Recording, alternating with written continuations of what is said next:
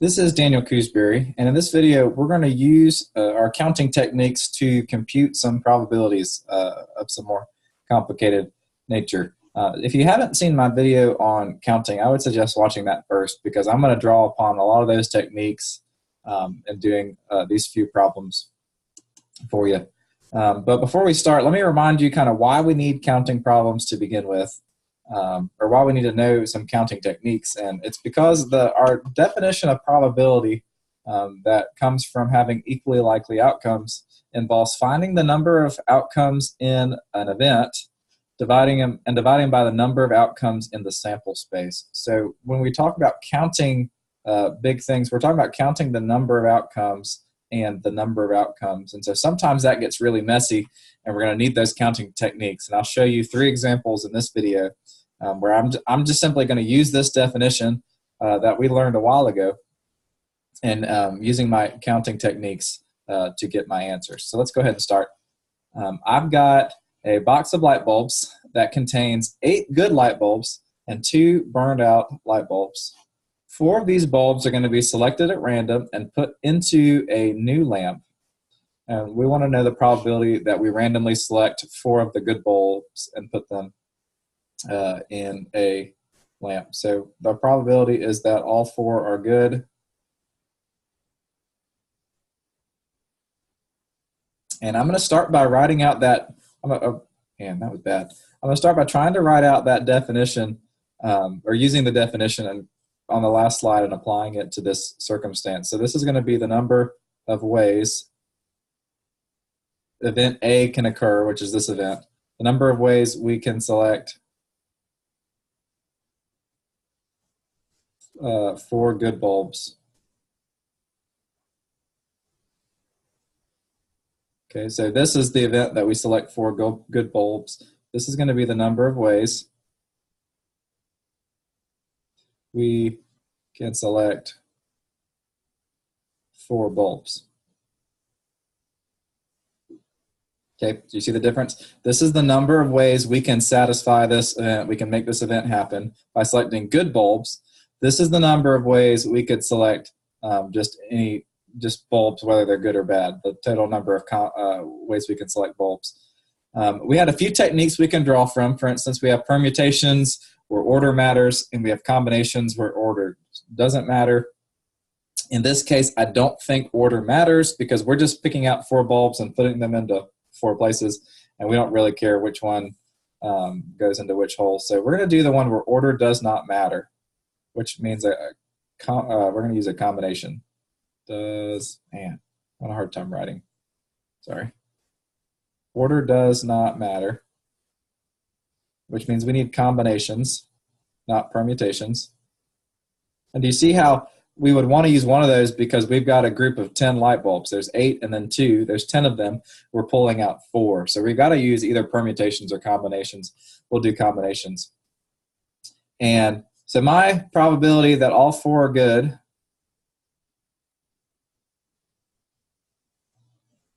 is going to be the number of ways we can select 4 good bulbs. So how many different combinations of 4 good bulbs are there? Ignore the 2 burnt out bulbs when we do this top. We're only just thinking how many different ways can we get 4 good bulbs?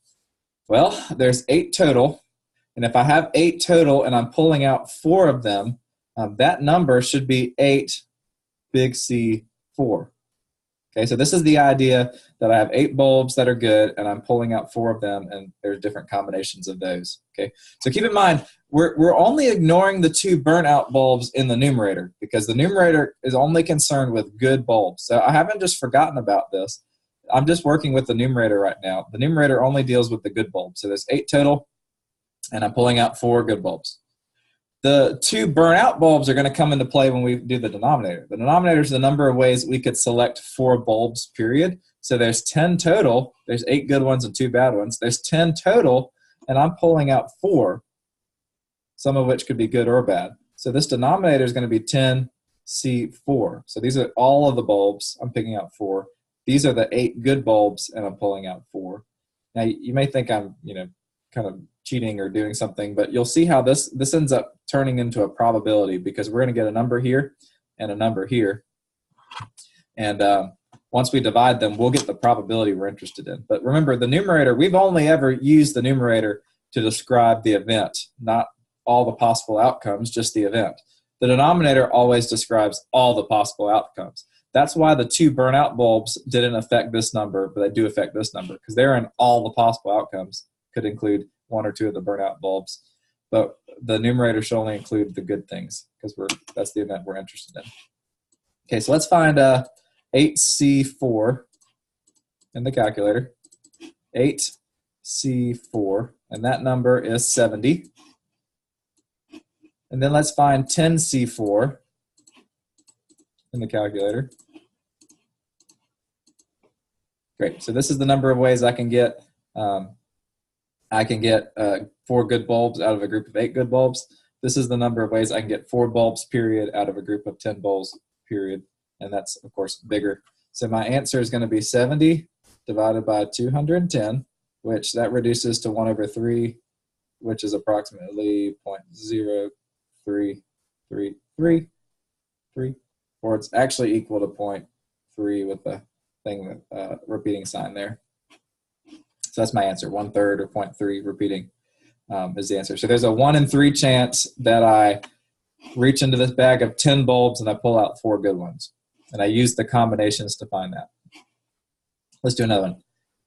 Okay, so we have a committee consisting of 10 women and 8 men. 3 committee members are going to be chosen at random to be the president, the secretary, and the treasurer. And what's the probability that all 3 of these officers end up being women? So we've got another sort of another situation where we've got a total group and we're pulling out 3, and we want these 3 to fit a certain criteria. So I'm going to try to start by using my definition that was on that first slide. All 3 officers are women. And I'm going to see if I can use that to find out what I need to do. So let me try to write this first. This is the number of ways officers, or how should I say this? Yeah, let me write it like this. Officers can be women. What I mean by that, if there's 10 women, these are the different ways of having the president, secretary, and treasurer using these 3 women. So compare those to that race example on the last video where I had 10 runners and I was doing first, second, third. This is going to be similar. So this is the number of ways the officers can be women. This is the number of ways officers can be selected, regardless of their gender. So just like the last example, this is the number of ways that this event can happen.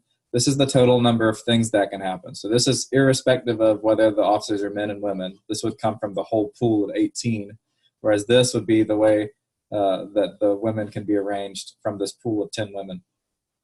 Okay. Keep in mind now, we're really interested in who ends up being president and secretary and treasurer. So now we have order matters. It's kind of like the first, second, third place example. We really do care who's in what place. So order matters, which means we're going to be doing something with permutations. So the chance that, so the probability that we get all 3 officers are women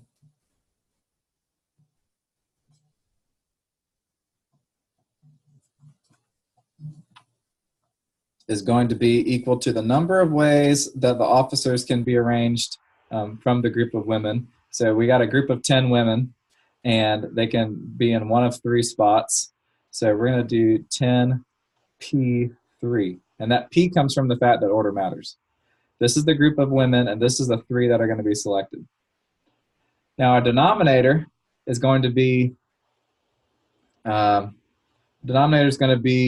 number of ways officers can be selected from the total group. The total group has 18 people in it, and we're selecting 3 people. So there's 18 total, we're selecting 3. We don't care if they're men or women. So we're looking at this big group. This is the group of, these are the 10 women, and this is the group of 3 women that we're arranging in different orders. president, secretary, and treasurer, and so on. Okay, so now I'm going to find those two numbers. So 10P3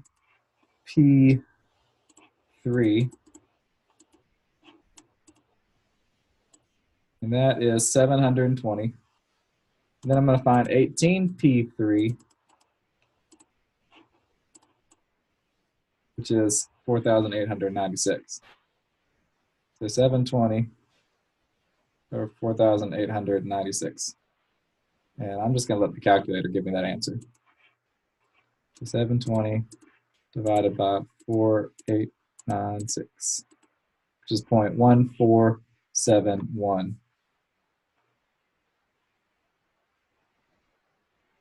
That's my answer. So out of the group of 18, the chance that I get randomly all three of the officers, women, are going to be 0.1741. So the chance of like at least one of them being a man is going to be pretty high. But I want you to see how this is somewhat similar to the light bulb example. The biggest difference between this and the light bulb example is that we don't care what order the light bulbs are in. Here we care what order the officers are, because it could, if you take the same group of three and you switch them around, that's a different combination. It's a different permutation. It's a different thing. So we got to count all those things, which is why these numbers ended up being a lot bigger than the C numbers, because the C numbers doesn't care if you switch them around. All right, let's do one more. And this one's really similar to the last example. I just changed one thing so that you would see the nuances involved. So we have a group of employees, of which 12 are men and 10 are women, and a committee is going to be selected, formed of 5 people at random. The question is, what's the probability the entire committee isn't composed of men? So this is very, very similar to the last one. Let's point out already that the order doesn't matter here. There's no conversation of officers, so the order doesn't matter. We're going to do a combination, because all we want to know is the different, we're going to need different groups of 5 regardless of order. So let's find the probability that all 5 are men. It's equal to the number of ways we can select 5 men over the number of ways we can select 5 people, regardless of gender. So by this point, I'm hoping this is starting to feel a little bit more natural. The number of ways we can select 5 men come from the group of men, which is 12, and I'm using C because order doesn't matter, and I'm selecting 5 of them. The number of ways we can select 5 people come from this group total, which ends up being 22, and I'm selecting 5 of them. And I'm, again, using C because order doesn't matter when I'm forming the committee. Okay, so are you starting to see kind of a pattern involved in doing problems? You've got to make some decisions going in, but what I find really helpful is describe the number of ways the event can happen, then describe the total number of things. And if you do that, then it'll help you find these two numbers, these two counting numbers. It'll help you write them out in a good and helpful way. So I'm going to do 12C5, which is 792. I'm going to do 22C5, which I think is going to be big.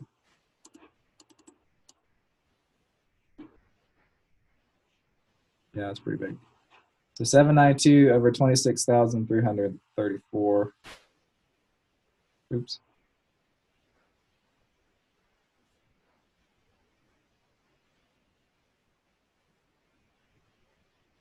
And there's a way to do this shortcut in your calculator, but I like to be really careful when I type a lot of things in my calculator. So I'm going to do it in 2 steps.